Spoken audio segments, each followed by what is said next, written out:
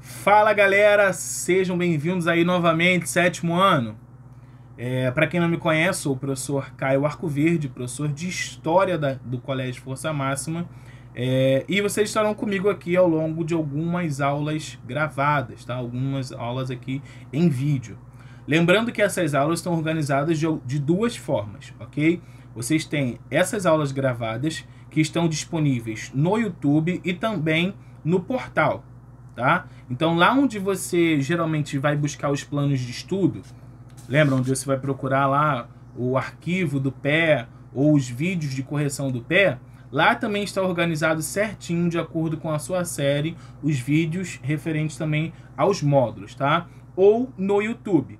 E a outra alternativa são as aulas ao vivo, tá? Onde vocês terão uma revisão do módulo e resolução de exercícios e também de dúvidas. Então, caso na aula de hoje vocês não tenham entendido alguma coisa, tenha surgido alguma dúvida no meio do caminho, essa é a oportunidade de vocês tirarem. Então, vocês vão no chat ao vivo para trabalhar essas dúvidas e resolver as questões referentes a esses módulos, ok? Eu vou dar um tempinho para você pegar a sua apostila, então pega aí rapidinho para a gente começar a acompanhar a aula de hoje, ok? Caderno e apostila na mão, vamos lá! Gente, mesmo esquema da aula passada, então esse será o nosso quadro, ok? Eu vou aproximar da câmera para que vocês consigam printar ou copiar, e aí eu vou dar um tempinho para vocês também, tá? Então, enquadrando aqui, tá. Ok. Vou tirar um negócio aqui. E aí, ó, tira print aí, ó.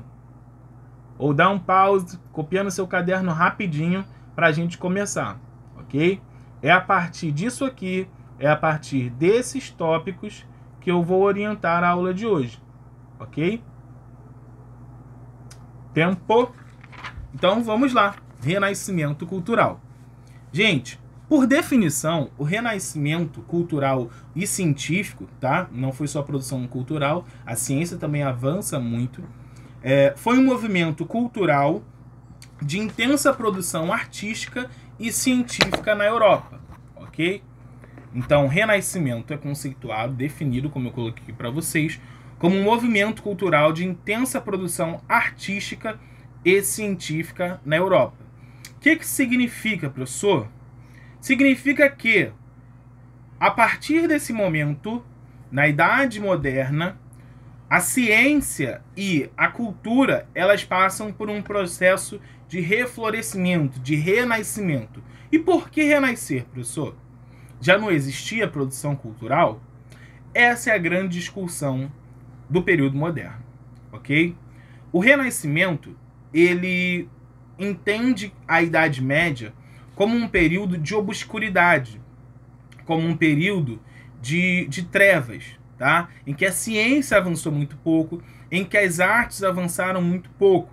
Isso porque, durante a Idade Média, o mundo era orientado, a Europa, perdão, era orientada pelo teocentrismo. Então a Igreja Católica controlava tudo isso. A Igreja Católica controlava a produção científica, a Igreja Católica controlava a produção artística. Então toda a arte desse período é voltada para questões sacras, para questões religiosas, tá? Em relação à ciência, por exemplo, as pessoas que vão tentar usar a ciência, elas serão mandadas para a fogueira, ok? Ou você nega aí o que você está falando, ou você vai para a fogueira. Então a Igreja Católica controlou, censurou durante muito tempo tudo isso, tá? Então é um período que os modernos, os renascentistas, eles consideram um período de obscuridade, um período de trevas, tá? E é preciso então renascer. É preciso então trazer de volta essa produção intensa, ok? E onde eles vão buscar isso? Lá na cultura greco-romana, lá na Antiguidade Clássica, ok? Eles vão entender que foi esse período, durante a Antiguidade Clássica, que a produção artística e científica bombava. Então nós precisamos resgatar esses valores. E é isso que nós vamos discutir na aula de hoje, ok? Uma das bases desse movimento, que é o Renascimento, é o humanismo, ok? O humanismo ele começa, na verdade, dentro da própria igreja, tá? A igreja ela era responsável pela educação das pessoas nesse período, pela instrução. Inclusive, poucas pessoas, nós falamos isso na aula anterior, poucas pessoas sabiam ler e escrever. Isso era uma coisa que a igreja detinha, né? Esse controle, esse poder. E a igreja então começa a estudar o homem. E estudar como que eu posso ensinar a esse homem. Quais são as suas múltiplas habilidades? Como que ele pode aprender? Tá? E vai estudando aí o homem. Quando esse movimento, esse movimento de olhar para o homem como indivíduo, como alguém que vai aprender e como ele pode aprender, quando esse movimento ele sai dos muros da igreja, ele se torna humanismo, ok? Então as pessoas, os principais intelectuais da época, eles têm conhecimento desse estudo que valorizava o homem, tá? Então o humanismo ele vai trabalhar com uma ideia de contraposição entre o teocentrismo e o antropocentrismo. Vamos discutir esses termos, tá? Teo vem de Deus, tá? Referência a Deus. Então, Deus no centro das discussões, Deus no centro das atenções, tá? Eu não gosto de falar no centro do universo, mas no centro das discussões. Então, todas as coisas acontecem porque Deus quis, ou segundo uma vontade divina, ou porque Deus não quis, tá? E o antropocentrismo é esse movimento que vai trazer o homem para o centro das discussões, tá? Então, o humanismo ele é um movimento de valorização do homem como indivíduo. O homem que pode ser muitas coisas. Ele pode ser o que ele quiser, ok? E a exemplo do que nós vamos falar aqui para frente a respeito dos artistas, esse homem moderno, renascentista, ele vai ocupar várias atividades. Então alguns serão médicos, músico, arquiteto, engenheiro, professor, várias coisas. Por quê? Esse homem entende que ele pode ser o que ele quiser. Ok? Então o antropocentrismo é trazer o homem aí para o centro das discussões e pensar quem é esse homem, pensar o que esse homem é capaz de fazer, pensar as potencialidades desse homem, como que esse homem pode se desenvolver. Show? Esse movimento ele começa na Itália. E por que a Itália, professor? As razões desse pioneirismo, porque a Itália foi a primeira, o berço aí desse movimento. Eu fiz um esqueminha para vocês também. Tá aqui, ó. Não sei se vocês vão conseguir visualizar.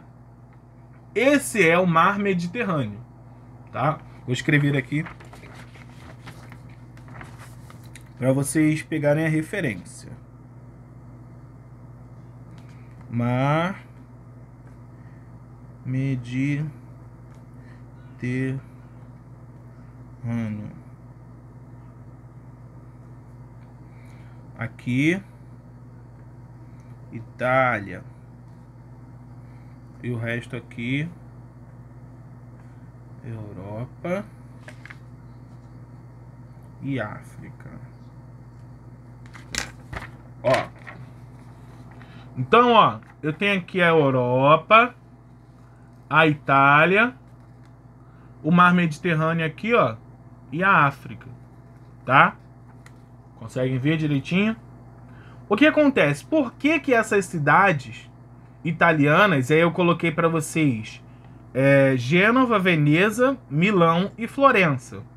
Por que elas serão aí palco, berço desse movimento renascentista? Porque a Itália, se vocês perceberem, o que a gente chama de botinha, né? Ela está localizada no centro do Mar Mediterrâneo. Tá direitinho para vocês? No centro do Mar Mediterrâneo. Então, o que acontece?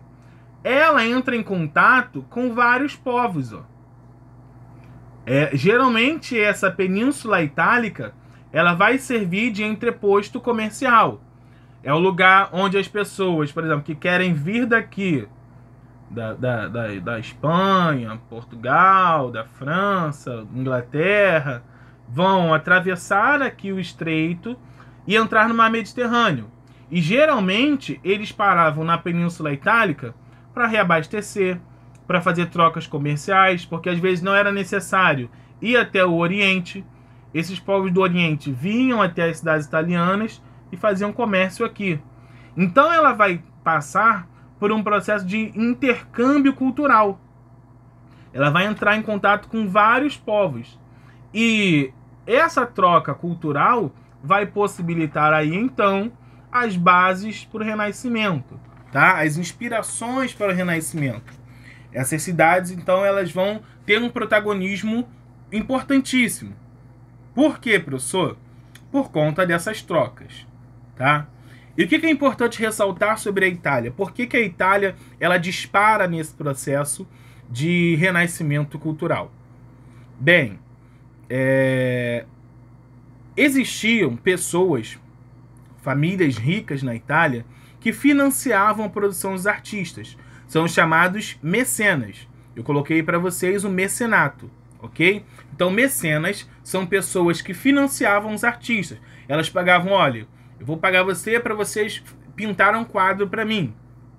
Eu vou pagar você para você pintar a minha família.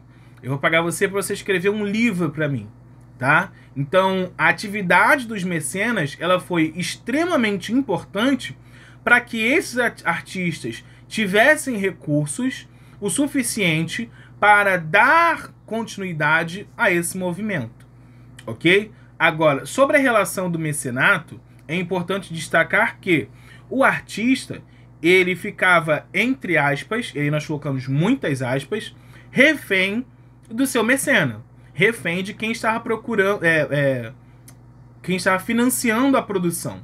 Como assim refém, professor? O artista ele não tinha liberdade para produzir o que ele bem entendesse, tá? Ele fazia aquilo que a pessoa que está pedindo a ele, que está pagando a ele para fazer. Então, entendam isso. Esse financiamento, esse recurso que eles recebiam é para cumprir as ordens dos mecenas, tá? Eles não têm liberdade para produzir, ele me deu dinheiro aqui, vou pintar o que eu quiser, tá? Não. Segundo a encomenda, o pedido dos mecenas, ok? E quais são as características desse movimento? Né? O que ele traz de diferente? O que é novo? O que é inovador ali? Quais são os principais pontos do Renascimento que o diferencia de outros movimentos artísticos ao longo da história? Primeiro nós temos a oposição à Idade Média, tá? Então o olhar negativo sobre a Idade Média, um olhar de atraso, de obscuridão, de trevas, tá? Segundo ponto que eu falei para vocês, o resgate da cultura greco-romana. Eles vão querer voltar à Grécia, eles vão querer voltar a Roma, aos valores daquele período, para resgatar essa produção artística. Por quê? Um valor romano, por exemplo, a glória. Então, o querer ser lembrado, o querer ser marcado na história, o querer ser mencionado nas próximas gerações, ou deixar coisas como legado, tá? Então, a glória individual. Eu fiz isso, e para todo sempre as pessoas vão falar disso aqui. Para todo sempre as pessoas vão falar desse quadro que eu pintei. Para todo sempre as pessoas vão falar do livro que eu pintei, ok? A valorização do corpo, tanto na Grécia, lá em Esparta, como em Roma, há uma valorização muito grande do corpo humano, do belo, do corpo perfeito, dos traços anatômicos, tá? Então as esculturas, por exemplo, vão retratar muito isso. Vão retratar o corpo humano perfeito, ali ó, em cada detalhe. Depois vocês acessem aí na internet, vocês podem abrir uma janela anônima, ou eu vou tentar deixar um link aqui na descrição com algumas imagens para vocês, tá? Do Michelangelo, o Davi Michelangelo, por exemplo. Gente, Davi, ele tem milimetricamente cada detalhe do corpo perfeito. Nervos, articulações, musculatura do corpo, o abdômen, o braço, tudo é reproduzido ali com perfeição. Na mão deles, e aí tem até imagem na internet, eu não sei se a minha mão dá pra ver. não muito, mas até as veias aqui da mão dessa escultura é feita ali, ó, certinho, entende? Então você tem uma valorização do corpo humano muito grande, ao contrário do que acontecia na Idade Média. O olhar sobre o corpo era um olhar de pecado, tá? Era um olhar, o prazer, por exemplo, era condenado. Então, o olhar sobre o corpo humano muda. E pensem no que eu falei com vocês na última aula. Essa fase da Idade Moderna, o homem ele muda a sua forma de ver o mundo, a sua forma de ver a si mesmo e a sua forma de ver a Deus. Então, o antropocentrismo, por exemplo, vem dessa mudança, tá? O homem começa a olhar mais para si e menos para Deus, ou acaba construindo uma relação com Deus de uma forma diferente. Cientistas renascentistas, por exemplo, vão afirmar, olha, Deus construiu, ele escreveu 2 livros. Deus escreveu 2 livros, a Bíblia e a natureza. E cabe a nós chegar até Deus da forma que a gente achar melhor. Então, o olhar sobre a natureza como um sagrado, como criação de Deus, me possibilita, através da ciência, estudar essa natureza. Estudar a leitura de Deus, a perfeição de Deus na criação da natureza. Entendem? Então, a ciência ela quer ter liberdade para estudar a natureza. Existem grandes cientistas aí, Galileu, Newton, Bacon, várias pessoas produzindo nesse período, tá? Então falamos aqui sobre a valorização aí do corpo, da perfeição, do estudo sobre o corpo. A anatomia vai avançar bastante nesse período, tá? As pessoas vão estudar os cadáveres, a musculatura, e o resultado desse estudo vai ser refletido na arte, tá? Olha, por exemplo, aí na sua apostila,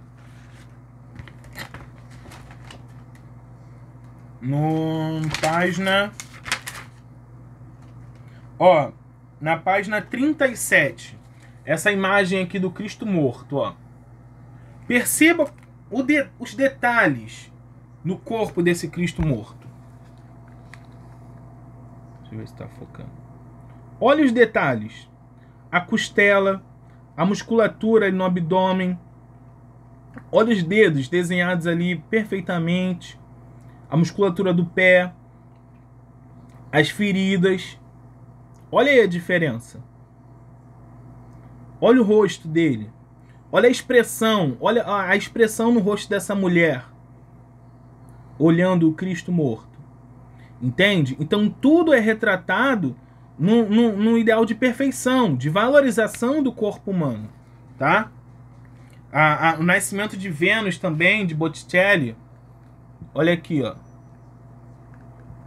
Olha como esses corpos são desenhados. Em cada detalhe. Entende? O que se diferencia, por exemplo, de uma produção da Idade Média. Vou colocar aqui para vocês. Olha como era retratado na Idade Média. Meio que em 2D, tá vendo? Conseguem analisar isso? As imagens em 2D. Então você não tem muita expressividade. Você não tem muita riqueza de detalhes. Entende? Então, nesse período, a produção artística renascentista, ela vai se diferenciar muito da produção medieval. Tá? Tem uma imagem que é interessantíssima, não está aqui na apostila, mas olha aqui a escultura de Moisés. Não é de Davi, mas também é de Michelangelo. Ó. Moisés. Percebam esse Moisés. Olha a musculatura dele no braço, ó. Olha as veias aqui na mão. Conseguem perceber?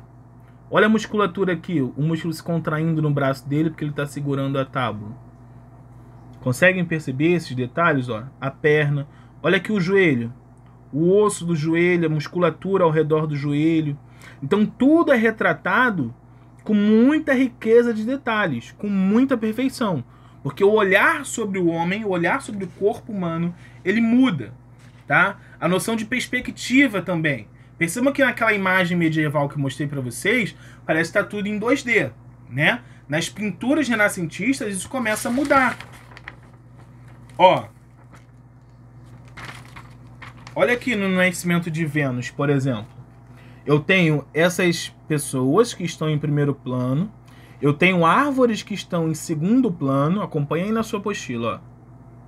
Árvores que estão aqui no segundo plano.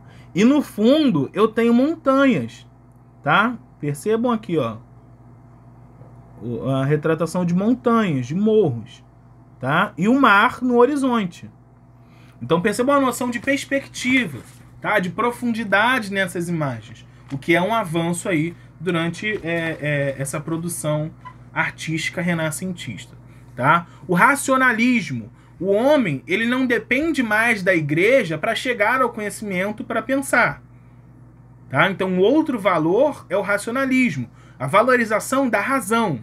O homem começa a pensar criticamente, começa a ter os seus porquês, a questionar tudo em torno dele e chegar às suas próprias conclusões, tá?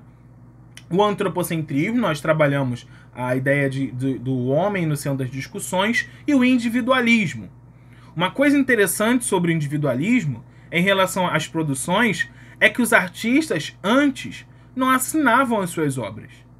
Eles apenas pintavam, tá? Então, o individualismo, esse homem, ele quer ser olhado como um. Ele quer ser olhado individualmente, tá? Então, o artista, ele começa a assinar os quadros. Eles começam a assinar os seus livros, as suas obras. Por quê? Porque ele quer ser lembrado. Ele quer que as pessoas saibam que quem escreveu aquele livro, quem fez aquele quadro, quem fez aquela escultura foi fulano de tal, ok? E dentre os nomes dos principais artistas aqui, eu trouxe para vocês o Leonardo da Vinci, o Michelangelo, Donatello e Rafael. E aí você deve estar se perguntando, professor, esse não é o nome das tartarugas ninjas? Sim, ok? O nome das tartarugas ninjas é inspirado no nome desses artistas renascentistas, tá? Então, se você não sabe, aí, ó, curiosidade histórica para vocês. O nome das tartarugas ninjas é inspirado nesses artistas, tá? E aí você tem Leonardo, Michelangelo, Donatello e Rafael, tá? Artistas italianos. Agora, o que é importante destacar é que esse movimento, ele sai da Itália. Ele vai para outras regiões. Então ele vai para a França, ele vai para a Inglaterra, ele vai para a Espanha, ele vai para Portugal, para vários outros países. E eu trouxe para vocês alguns nomes, tá? Então na Inglaterra, por exemplo, você tem o William Shakespeare, famoso pra caramba aí, né, sobre as suas produções, como Romeu e Julieta, Hamlet, tá?